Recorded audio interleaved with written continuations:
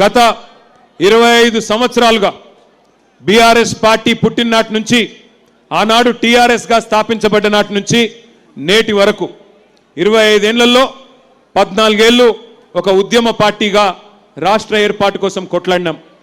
ఆ తర్వాత మీ దయతో మీ ఆశీర్వాదంతో పెద్దలు కేసీఆర్ గారి నాయకత్వంలోనైతేనే తెలంగాణ బాగుంటది అని మీరు ఆశీర్వదిస్తే 10 ఏళ్లు దాదాపు 10 ఏళ్లు 9.5 ఏళ్లు అధికార పార్టీగా మీకు సేవలు అందించినాం.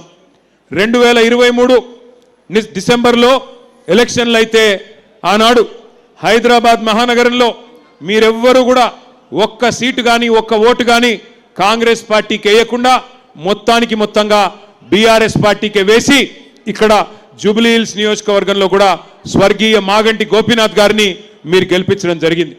హైదరాబాద్లో ఒక్క సీటు కూడా కాంగ్రెస్కి ఇవ్వలేదు. కానీ ఒక్కసారి ఈ 25 ఏళ్లలో ఏమేం జరిగింది రాజకీయం ఆలోచించాలని చెప్పి కూడా నేను కోరుతా ఉన్నా. ఎంతో